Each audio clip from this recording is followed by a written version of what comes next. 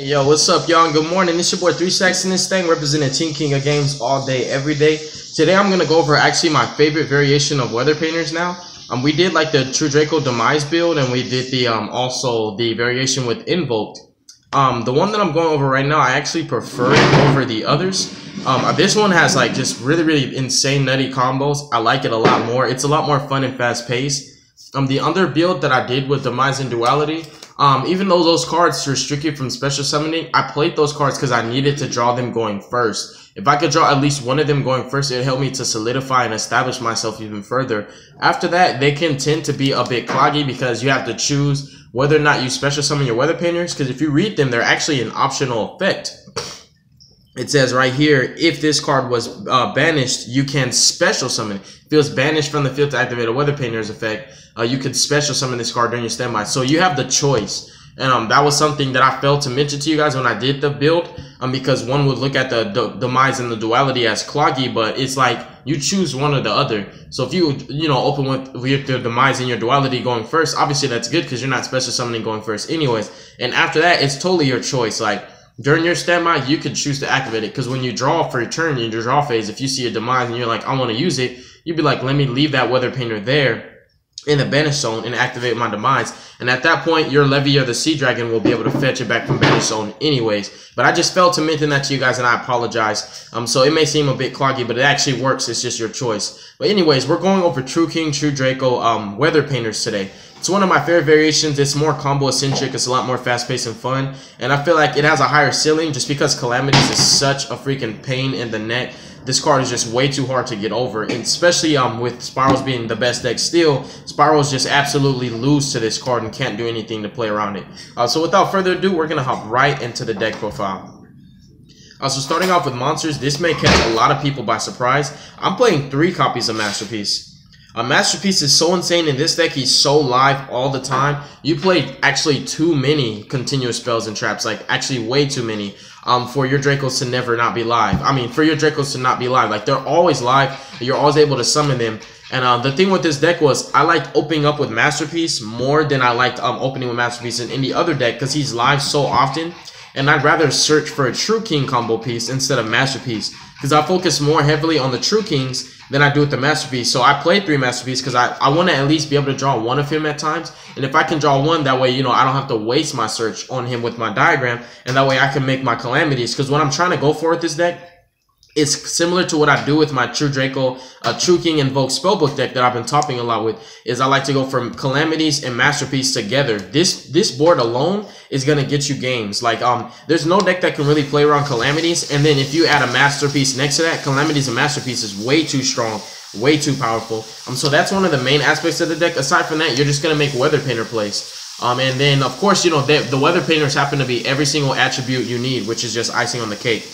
Continuing with the Kings, we play 3 copies of True King Barastos the Fathomer. He's my second favorite True King. Lithosagem, which is on the ban list now, was my favorite. I love him so much because the way he combos off, he breaks boards when you're going second, and you have Calamities, you call water, just clear 4 cards, pop 2 monsters to summon him and banish 2 back rows. And if you don't stop him when he's revealed, then all of his effects will never be negated at that point, because it's all one monster effect, which is really dope. And in tandem with that, we're also playing 3 copies of Mariamne. You actually play a lot more win targets than you play any other attributes. So Mariamne's effect to summon herself is live a lot. And having Mariamne with just a win and a Barastos in your hand, you have a first turn Calamities right there, which is really dope. And depending on what other card you pop, for example, if you pop a Mariamne and a Barastos to summon Mariamne, you're going to search for Masterpiece, and you're going to make Calamities Masterpiece that way, which is really dope. And the last True King I'm playing at 2, even though you play fire targets, which is the Weather Painter Sunny, I just didn't want to maximize on him because he wasn't that strong in this particular build. But nonetheless, with that said, I still wanted to play 2 copies of him because it's nice to open up with a certain amount of True Kings. If you can open up with any one of these True Kings and a Barastos, or with your diagram to search it, you can make your Calamities, which is one of the main aspects I'm pushing for this deck. That sums up the actual True Kings. And then we're going to go ahead and move forward to the Baby Dracos. This time I'm actually playing Baby Dracos. The Baby Dracos work so well in this deck because With the Weather Painter archetype, you draw so many continuous spells and traps in your hand. Sometimes you just need to maximize on that value. Just sacking them off of your Draco, because a lot of their effects aren't that useful most of the time. Like the effect to bounce a spell or trap, the effect to half attack and stuff like that. The only one I like is honestly Snowy, which just searches for other Weather Canvas cards, or just Weather Painter cards in general. So we're playing 2 copies of Majesty Maiden. I did not want to maximize on this card, playing 3, even though she's nice, because for the most part, you don't even use her to search Masterpiece. Normally, you always have Masterpiece, and if not, you'll search Masterpiece. But in addition to that, you use her to search for all of your True King cards, which helps you for your next turn push, because you use your True Kings to push for game for your OTK. So having her on the field puts a lot of pressure. If your opponent doesn't know how this deck works, they think this guy's going to search Masterpiece. And then you throw their game completely off when you drop a Calamities next turn because of her effect. So she's really, really insane. She synergizes so well. To counter and combat hand traps, it's really smart to drop a Draco first. Like to drop her first before you play any of your cards that are ashable, or you know, they can ogre it or even draw you, because you can chain her effect to the hand trap and get your search. So yeah, at least they don't stop your turn completely. And the final Draco, I do not play Ignis Heat. I don't. I play Draef, the True Draco Cavalry General instead. He's really dope. And the funny thing is, the story behind these, as I just learned last night, these Draco monsters are all disciples of Mariamne. And there's actually a spell called Disciples of the True Draco Phoenix. These are all her disciples. Majesty Maiden came from, if I'm not mistaken, she, one came from the Amorphages, one came from the Ignites. Ignis Heat came from the Ignites. And then she came from, was it the Cristrons? Yeah, I think she came from the, no, because it was Ignites, it was Amorphages, it was Dino Mists, and that's where Dynamite, the Knuckles dude, the water Draco monster that's banned, he came from the Dino Mists. And then Majesty Maiden, she came from, oh yeah, the Mage Spectres, the Mage Spectres. That's why her name's Majesty Maiden. Their names also give it away. So she came from the Mage Spectres. He came from the Amorphages, if you guys know what Amorphages are. Ignis Heat came from the Ignites, and Dynamite Knuckles came from the Dino Mists. They combine the full power of all those archetypes into one warrior. So these monsters represent the embodiment of those archetypes. She represents the full power of Mage Spectres. He represents the full power of Amorphages. I just wanted to share that fun fact with you guys. I'm actually going to do a video explaining the lore behind the True Kings and the True Dracos, because it's currently my favorite lore of all time. That's why, if you guys notice, most of the decks I do involve True Kings and True Dracos, because aside from Hair to Perfection, they're my favorite archetypes right now. I love worm-type monsters. It all began with Yang Zings, honestly. And Yang Zings are just so amazing to me. But yeah, I just played the 3 Dracos. I considered bumping True Draco Cavalry up to 3, just simply because he's so abusive, because you can summon True Kings from your deck off of his effect. And you can use your True Draco Apocalypse to then destroy those True Kings and get their effects off, and have attack and defense of your opponent's monsters. So he's really abusive, and what I've been doing now, just because I'm playing 1, is using Disciples to put him back and search him all the time. I'm always searching this card, because he has synergy with both archetypes. He brings the 2 together. And if you have a Masterpiece that's unaffected by traps and monster effects, and you have Cavalry next to him, Masterpiece is unaffected by monsters and traps, and now he can't be targeted or destroyed by card effects. So you can't Book of Moon him with your spells, and you can't Dark Hole or Raigeki him in addition to that. So it's really dope. He can make your Masterpiece a lot more powerful than he already is, which makes him practically invincible. It's really dope. And then moving forward with the Weather Painter archetype now, we're playing 3 copies of Thunder. Thunder is currently the best Weather Painter monster for this particular archetype. He actually gives you high ceiling going second. He lets you play through all these established boards very, very well. His effect is amazing. What he basically does is he lets you send a continuous spell or trap you control to the graveyard to directly activate a Weather Painter canvas from your deck. So what you want to do is you want to sack off your Disciples, or your Apocalypse, or your Return, or your True Draco Heritage, which will make your True Draco Heritage or your Disciples live to draw cards. In addition to that, you'll get their effect from graveyard to pop a card. So he lets you play through boards really, really well. I like him. He's my favorite Weather Painter for this current variation right now, just for that reason, because he just helps you going second.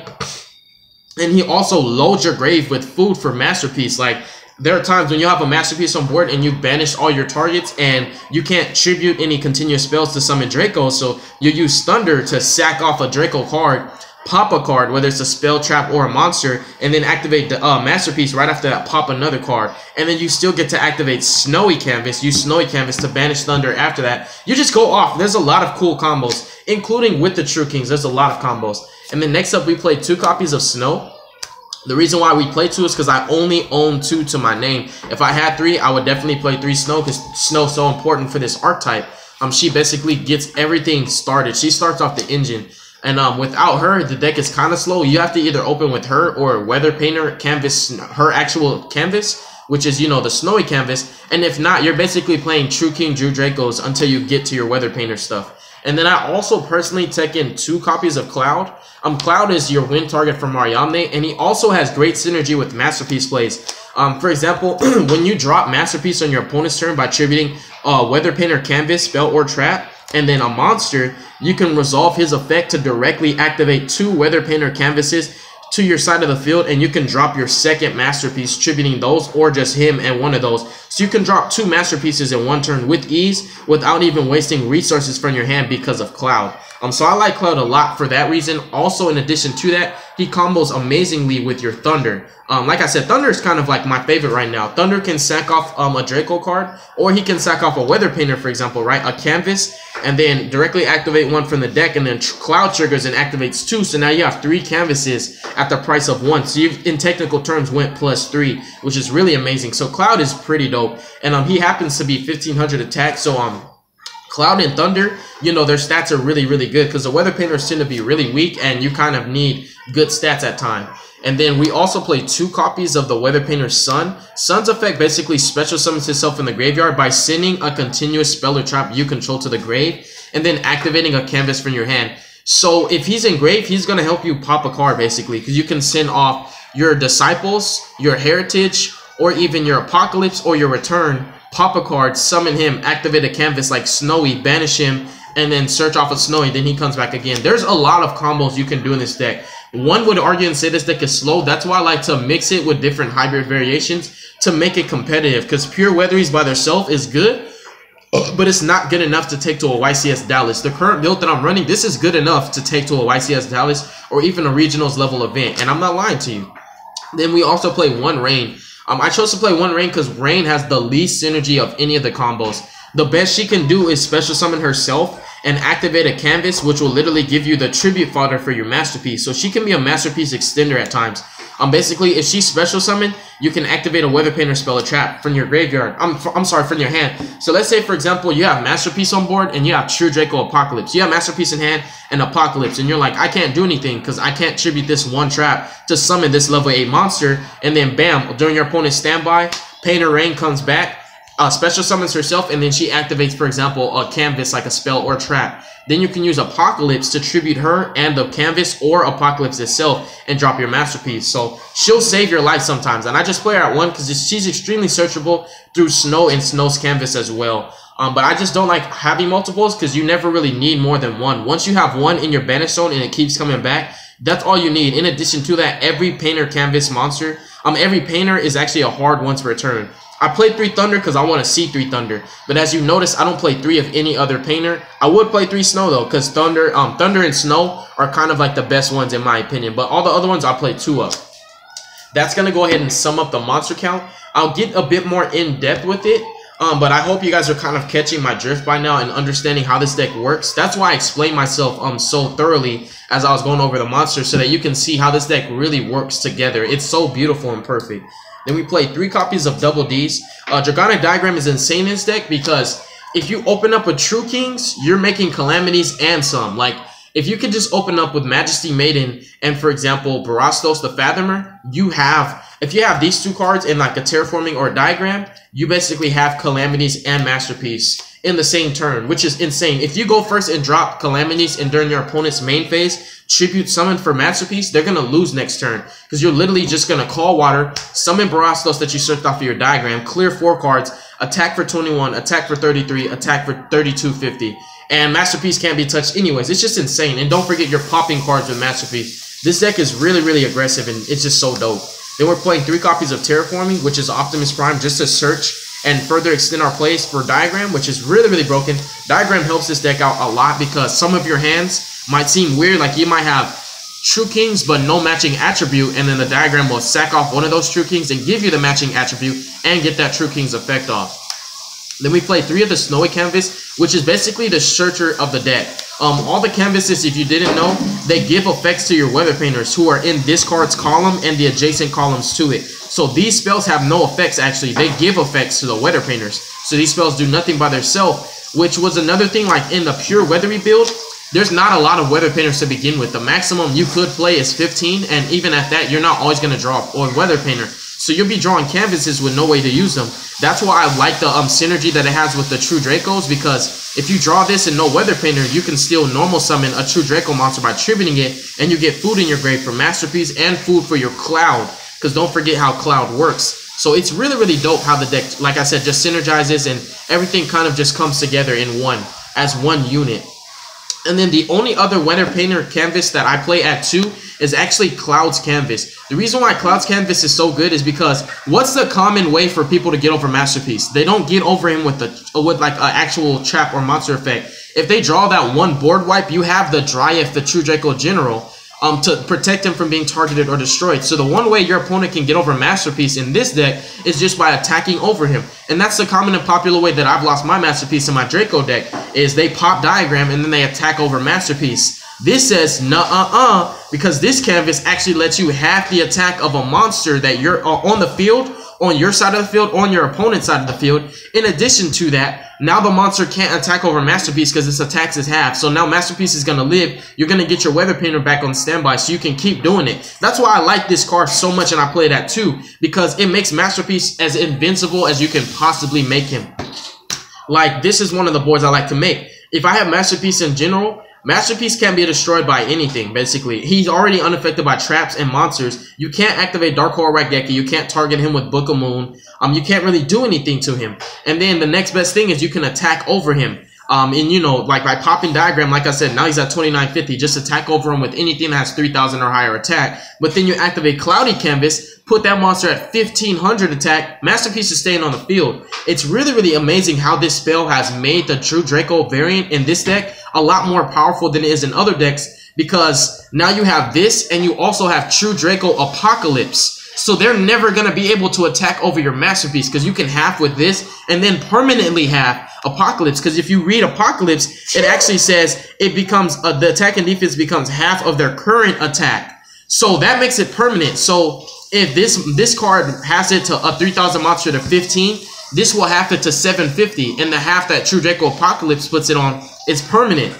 This will return its original attack. It says right here it's until the end phase, but a monster can't return to its original attack if you Apocalypse it, because this is a permanent half. So it's a really, really dope combo, and it basically makes monsters so puny.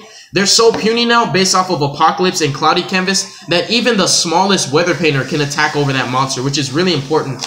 So this, I think I explained this enough. This is one of the best canvases aside from Snowy for those reasons alone.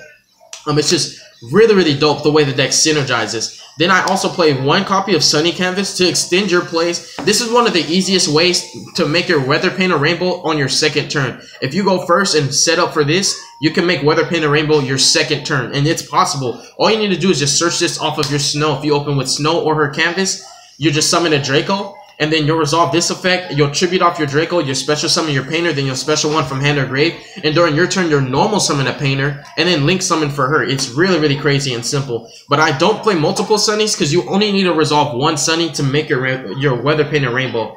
And if you lose Sunny to the graveyard, instead of banishing with Masterpiece, you can actually activate it from your graveyard with your Cloud. So Cloud is really, really good in this deck for those reasons too. In addition to that, it extends your place for your Masterpiece, because it puts more monsters on the field so you can make your Masterpieces unaffected by monsters. So there's a lot of ways that this deck combos off. Then we play 2 copies of True Draco Heritage, and in tandem with that, we play 2 copies of the Disciples of the True Draco Phoenix. I chose 2 and 2. There was a lot of reasons for playing 3, but then again, it came down to clogginess in the deck, because then I would have to take out cards that I play at 1 or 2 and play less of those cards to see more of these cards that are already searchable through Diagram. So I felt 2 and 2 was actually perfect. And Disciples puts everything back anyways. I chose not to play Desires in this list because I wasn't playing enough 3-ofs. As you notice, I don't play a lot of 3-ofs. I play, like, you know, 3 of the Masterpiece, 3 of a couple True Kings, 3 Thunder, and then everything else is like 2-ofs, like 2 of this, 2 of that, and I didn't want to banish any of my 2-ofs or my 1-ofs because they're 2 or less of any copy of a card is highly susceptible to being completely banished by Pot of Desire. So that's the reason why I didn't play it. And that continues. That's gonna sum up the spells, and we're gonna continue with the traps. We play 2 copies of Thunder's Canvas. Thunder's Canvas is similar to Thunder himself. It's really, really amazing how all of their canvases have effects very similar to their actual effects. And then you can see them on the artwork of their canvas, which is cool because the canvas is named after the painter that made it. Like Cloud's canvas has Cloud in the artwork and his name, which is really dope. I love this deck so much. But this basically, it also protects your Masterpiece in battle phase. Like I'm telling you, like Masterpiece can never ever be attacked over in this deck, and that's the only way people can get over him. Because if they can't, you know, get him with monster effects and trap effects, and they can't destroy him with your Dark Hole, Raigeki, or Slumber with this, you either kaiju him or attack over him. In game 1, you can't kaiju because you're not main decking him. So this protects your Masterpiece even further because if a monster tries to attack Masterpiece, you can banish your Weather Painter and, I'm sorry, not attack Masterpiece, but basically it lets you banish monsters that are in Masterpiece's way that, you know, would actually be able to attack over him.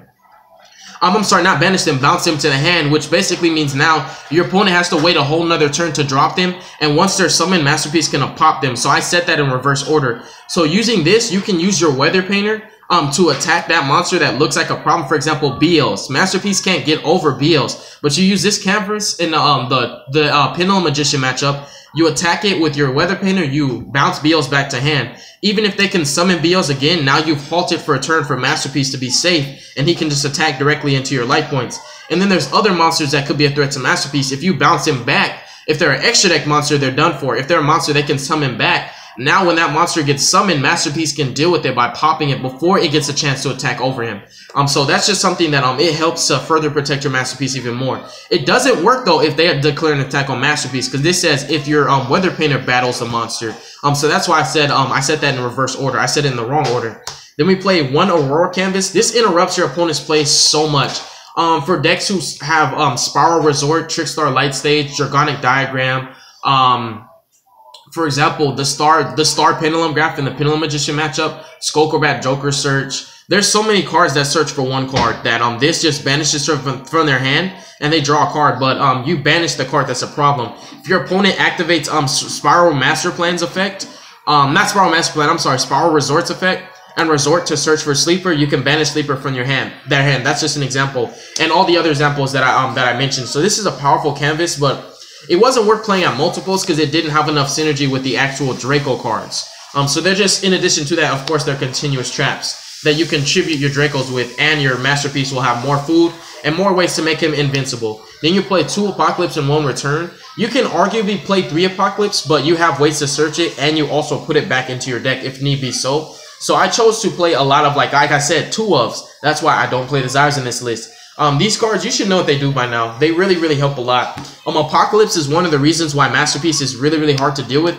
Because, like I said, everybody's always trying to attack over Masterpiece. And this is just like, no, all your monsters are halved. All of them. You can't attack over my Masterpiece now. So, Masterpiece with Apocalypse or Masterpiece with the Cloudy Canvas. If you have him in any of these with your Draco Cavalry, Masterpiece is not going to die. He's going to remain invincible, and you're going to win that duel. Because if they can't out Masterpiece, they're just going to keep having that thorn in their side. He's going to keep poking you directly for 3250. Keep popping your cards. Keep your board clear. It's just really, really powerful. That sums up the main deck, guys, and we're going to hop into the extra deck now. I'm playing 3 copies of Weather Painted Rainbow just because I can. I don't think you're ever going to be able to summon 3. Games don't last that long, but I'm playing 3 because I have 3. And then we're also playing 1 Calamities. I'm playing 1 because I'm playing so many Disciples. I mean, not so many Disciples, but I'm playing so many ways to put it back.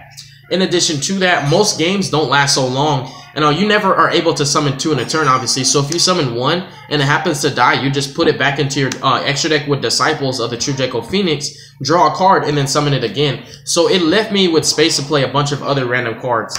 We play the Trishula rank 9. I also play Hard Earth Dragon just because I can. Then you play a lot of rank 3s. You play Break Swords. Break Sword comes up the most. Levier.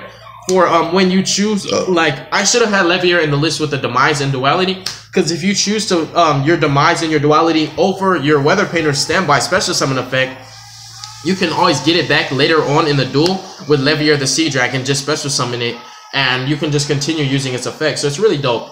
I also play Acid Golem, but he doesn't work like that in this build because we're not playing Demise and Duality. So he's just here just in case your opponent Solemn strikes your Weather Painter's effect to return itself on standby, because that is a monster effect that activates. They Solemn strike it, your Weather Painter's gone, you can always get it back with Levier. And then we play Acid Golem just to attack over Masterpiece in the Draco matchup, or just to beat over things that, you know, you really can't. For example, if you lost Masterpiece somehow, some way, then you have access to another beat stick as well. It's just something that could come up. It's not really like it has came up before, but it's something that could. That's why I play it. And to sum up the extra deck that's incomplete, because I'm looking for different rank 9s. Like, I'm looking for a Dyson Sphere as well. I want to play a lot of different rank 9s, but these are the last 2 rank 3s that I'm playing. And the reason why the extra deck's not 15 is, like I said, I'm looking for more rank 9s. I want it to be a bit more diverse with the rank 9s I play in this deck, because rank 9s come up a lot, believe it or not, a lot. Like, you can make them all the time. And I play 0 Link monsters except for Weather Painter Rainbow herself, because your True Dracos tribute your extra monster zone. So if you have a clogged extra monster zone, for example, Breaksword clears it by itself. But if you have Trishula XYZ, he's still there. You can tribute him by summoning a baby Draco. You can actually tribute the Masterpiece with him. You could tribute him with Masterpiece. You can pop those monsters by summoning your True Kings, or you could just pop it with Diagram. So you have so many ways to clear your extra monster zone that Link monsters would never even came up, and you never really control multiple extra deck monsters anyways. In addition to that, Weather Painter Rainbow happens to be a Link monster, which is really cool. So that sums up the deck profile. Leave your honest opinion and feedback of what you think of it. I hope I left you with no questions, but if you're still confused on how the deck works, just let me know and I'll do my best to explain even further. God bless you guys. Make good choices. Don't hurt your brain cells. Stay tuned for future content. I'm trying to make this channel as diverse and innovative as possible. I don't want to have any standard deck list. I don't want there ever to be a deck profile that you've seen before. I feel like the Yu-Gi-Oh community is kind of tired of seeing Hand Trap City. They're tired of seeing Spiral lists already.